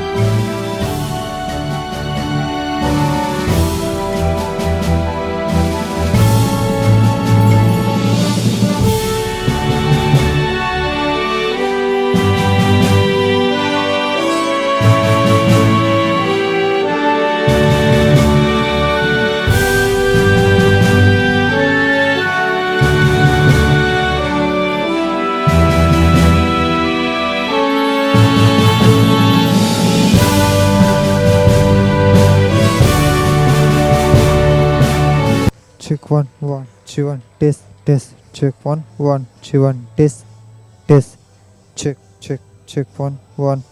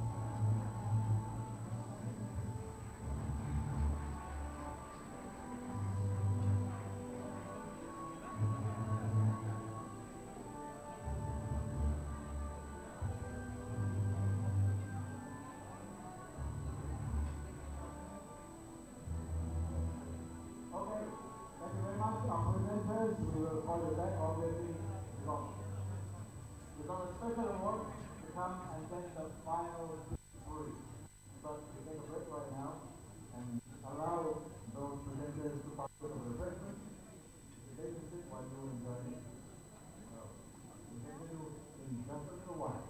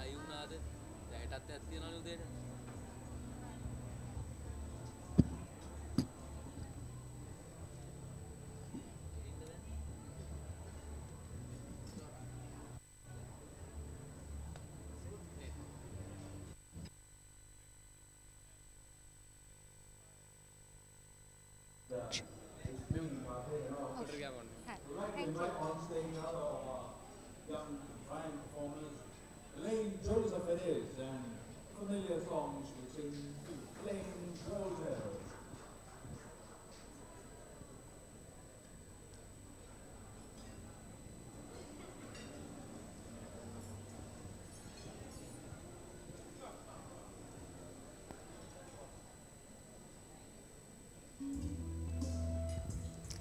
Here's a Dusty Springfield classic. This one's called The Son of a Preacher Man. Billy Ray was a preacher's son, and when his daddy would visit, he'd come along. When they gathered round and started talking, that's when Billy would take me walking. Through the backyard we go walking, then he'd look into my eyes. Lord knows to my surprise, the only one who could ever reach me was the son of a preacher man. The only boy who could ever teach me was the son of a preacher man. He was. Yes, he was. Being good isn't always easy, no matter how hard I try. When he started sweet talking to me, he'd come and tell me everything is alright. Kiss and tell me that everything is alright. Can I get away again tonight? The only one who could ever reach me was the son of a preacher man. The only boy who could ever teach me was the son of a preacher man. He was. Ooh, yes he was. How well I remember the look that was in his eyes, stealing kisses from me on the side, taking time to make time, telling me that it's all mine, learning from each other's knowing, looking to see how much we could. And the only boy who could ever reach me was the son of a preacher man. The only one who could ever teach me was the son of a preacher man. He was. Oh yes, he was. Was the son of a preacher man. The only one who could ever was the son of a preacher man. It was the son of a preacher man. Who could ever reach me was the son of a preacher man. Woo! What a sweet talking son of a preacher man. Yeah! What a sweet talking son of a preacher man. Thank you.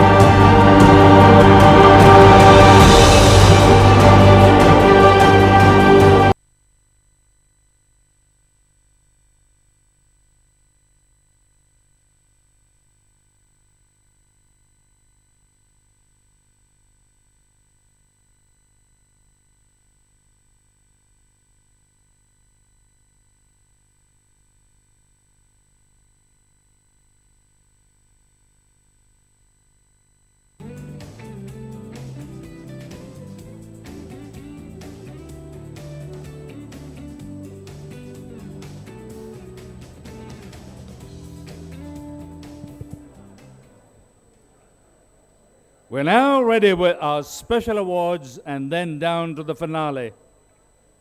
We would like once again to invite our two judges on stage, and with them we will also invite Mr. Merrill Fernando and Malik, obviously Dilhan, who is also one of the judges. Yeah.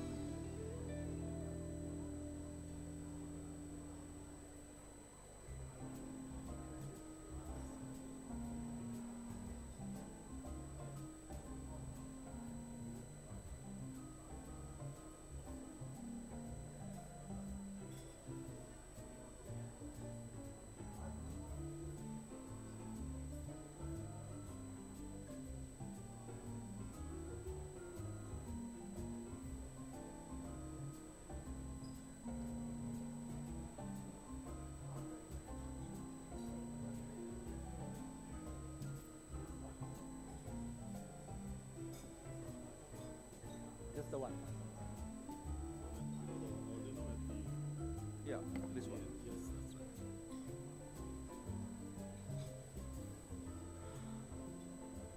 Special awards or trophies now.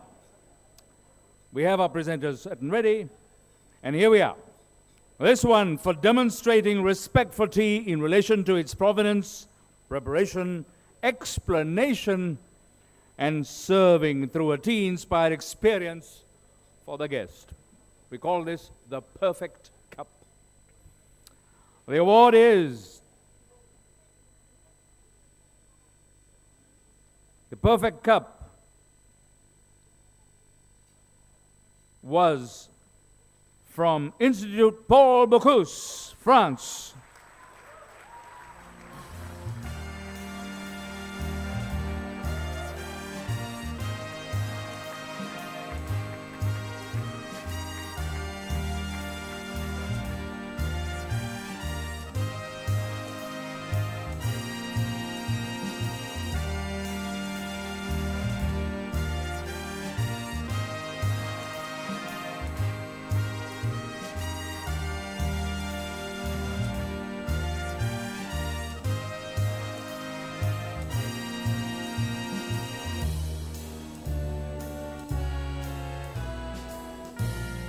The trophy for the perfect cup to France.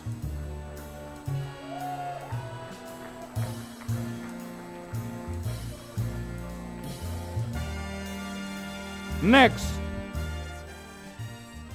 is for the most engaging table layout consistent with a tea-inspired afternoon tea experience. So this is the trophy for the best table. The best table was as done by MGM Macau.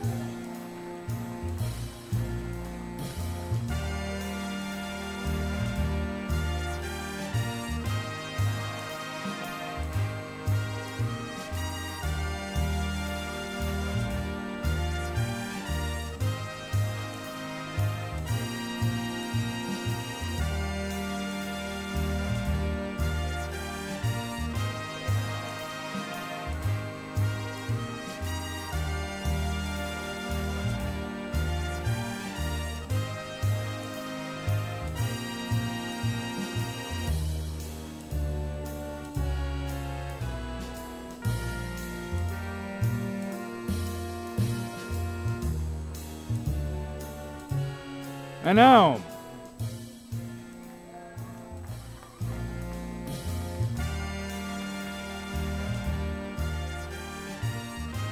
MGM Macau. Next, for the most inspired combination of tea and food that engages flavor, texture, strength, and fragrance of tea in producing a complementary or contrasting tea and food pairing to produce harmony or balance in a creative and pleasurable way. We call this the award for the best pairing. And the best pairing was as achieved by Australia, Qantas Pullman.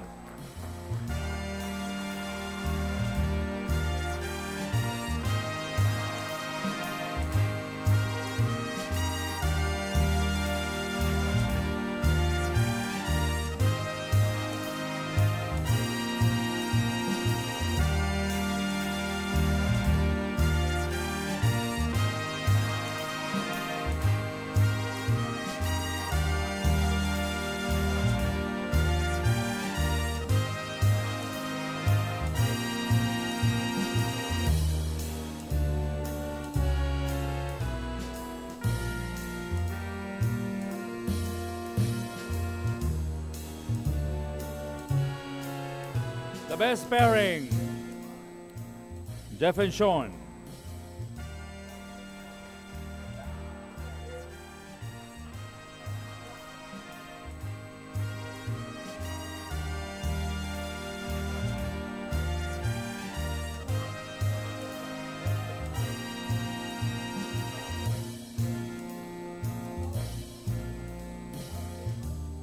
Our next one is for the most inspired use of tea within the principles of mixology in an alcoholic cocktail. So this is the best tea cocktail with the use of alcohol. And the best tea cocktail was mixed by Tess Bar and Restaurant, Singapore.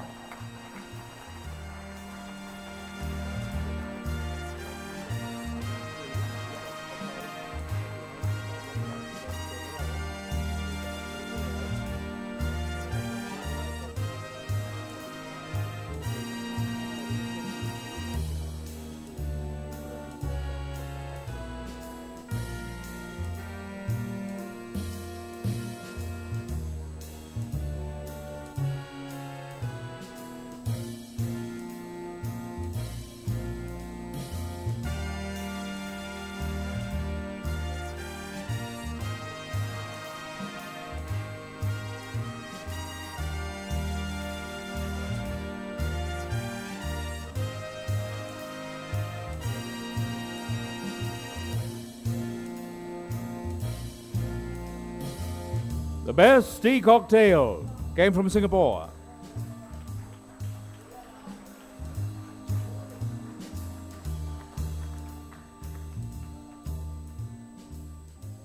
And now our next is for the most inspired use of tea within the principles of mixology in a non-alcoholic mixture or blend, sometimes referred to as a mocktail. So, the best mocktail. The award is to Stamford Plaza, Brisbane.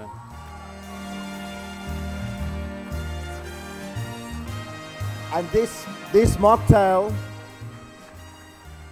knocked the other beverage, which we don't ever mention here, on the head. They did an affogato with tea, which is the way it should be. Congratulations.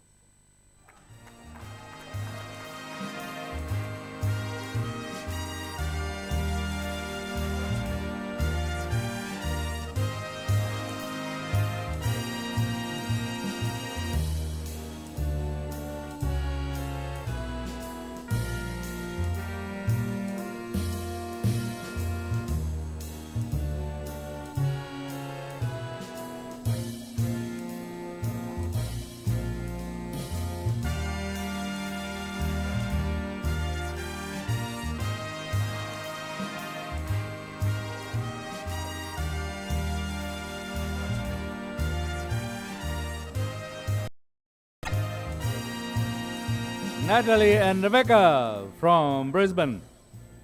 And now, for the best use of tea as an ingredient in food while maintaining respect for tea through its flavor, its texture, or fragrance as an integral component. Important phraseology there. This is called the best tea-inspired food. The best tea-inspired food. And this trophy goes to Restaurant Vermeer, Netherlands.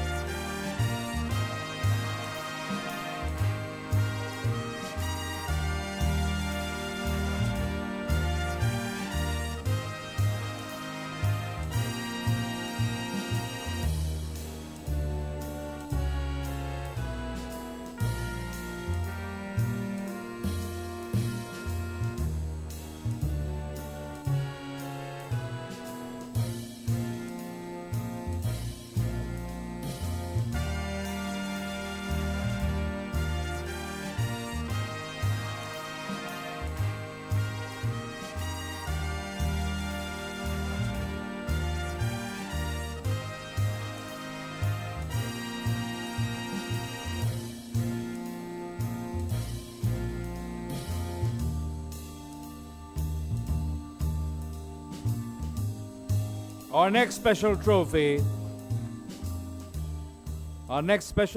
is for the most tea-inspired presentation at the Dilmah Real High Tea Challenge, which was defined by enthusiasm, spirit, and respect for tea in an engaging style. So we call this the most passionate performance.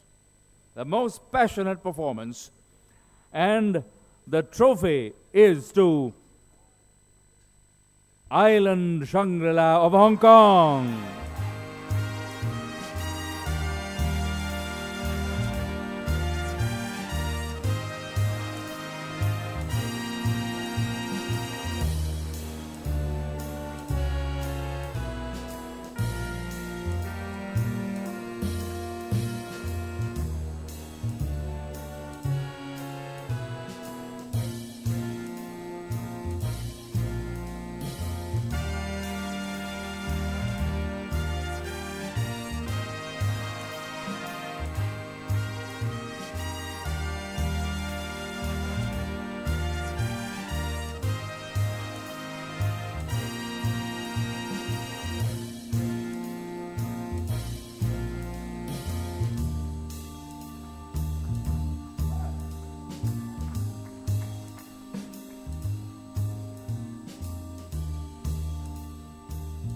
Well done. And our next trophy is a noteworthy one, not that the others were not noteworthy, but for a tea-inspired presentation that most effectively integrates respect for humanity and nature in relation to food and beverage, table decor, or presentation that may be considered by the judges as significant, as material. So this we refer to as the trophy for sustainability, the Sustainability Award. And the Sustainability Award has been won by Selvana and Ian.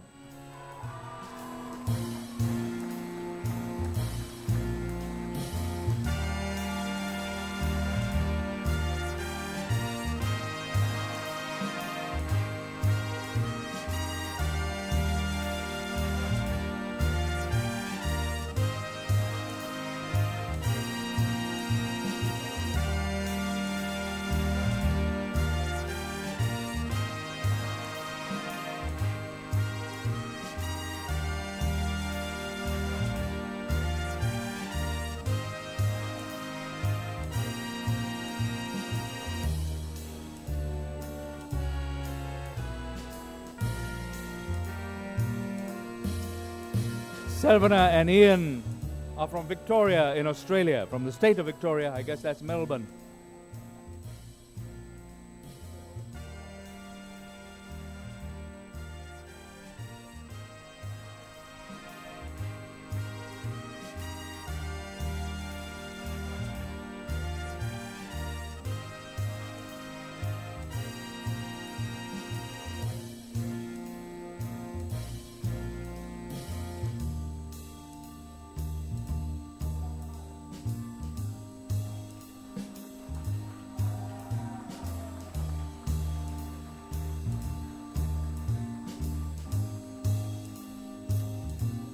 Our next trophy is for creativity in integrating tea into food, beverage, or ancillary elements that maintains respect for tea while demonstrating unique creativity. So this is under the banner, the most innovative use of tea. The most innovative use of tea. And the trophy is to Shangri-La, Kuala Lumpur.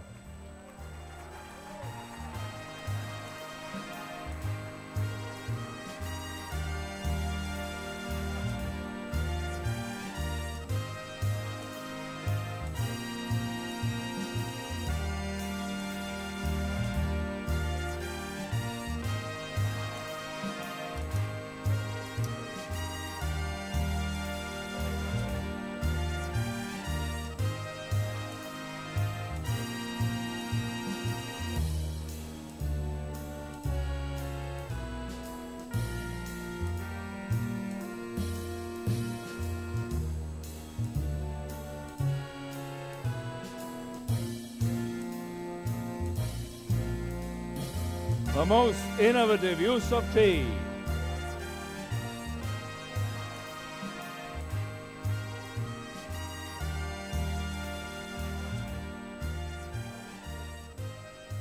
And now we come to what we refer to as the Judges' Awards. There is a discretionary award determined by each of the judges, and of course one of them is not here, that's Bernd Uber. A discretionary award with the consent of the panel of judges and linked to any one of the criteria of the Dilmah Real High Tea Challenge. Now, one of the judges did, in conversation, mention to me that they had much in the way of argument and debate. There was no violence, but just debate. And they allowed each judge to select. So, we start off with the Simon Galt Award. And who did he select? The Simon Galt Award is to Cafeteria Chile.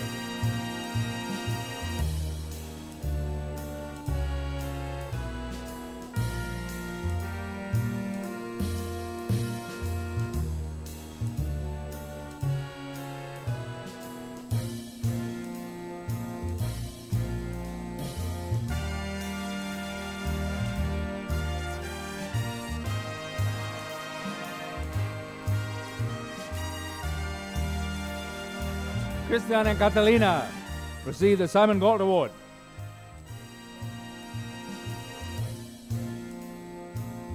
And our next judge is Peter Kuruvita. So this is Peter Kuruvita's selection. Peter Kuruvita Award is to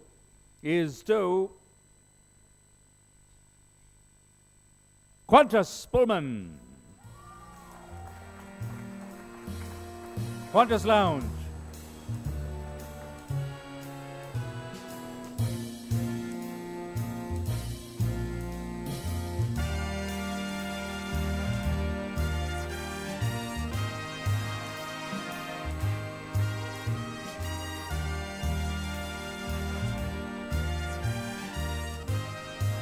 Jeff and Sean.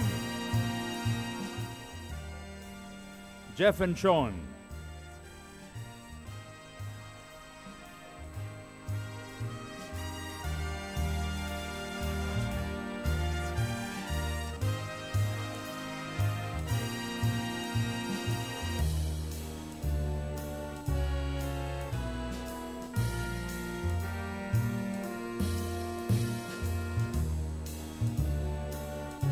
Our next judge, in fact, the one who presided as chief or whatever, Bernd Uber, sadly not present, of course, but Bernd has selected for this award Hong Kong Cricket Club.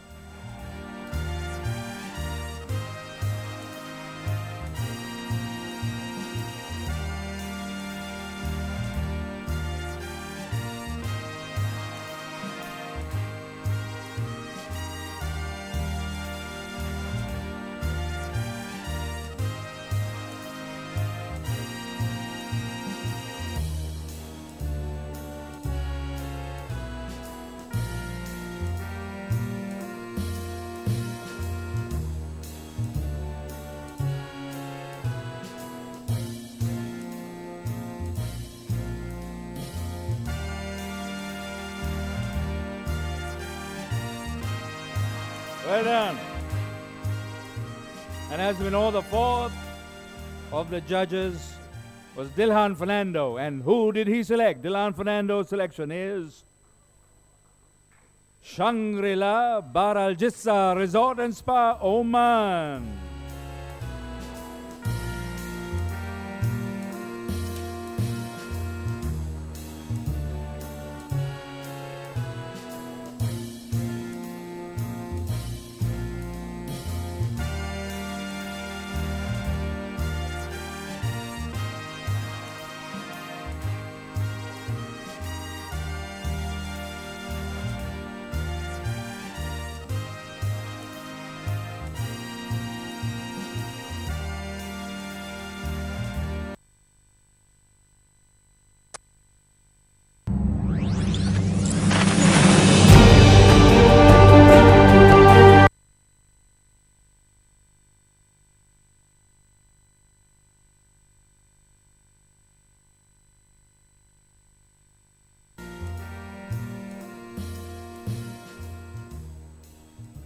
Which brings us to the final.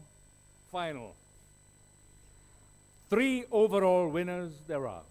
And of course, one will accept the Leaf and the Artisan Challenge Trophy.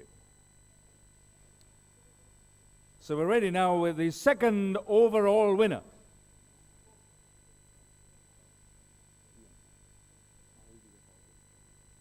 Okay. It has been deemed meet to also have on stage our special guest, the Honorable Prime Minister.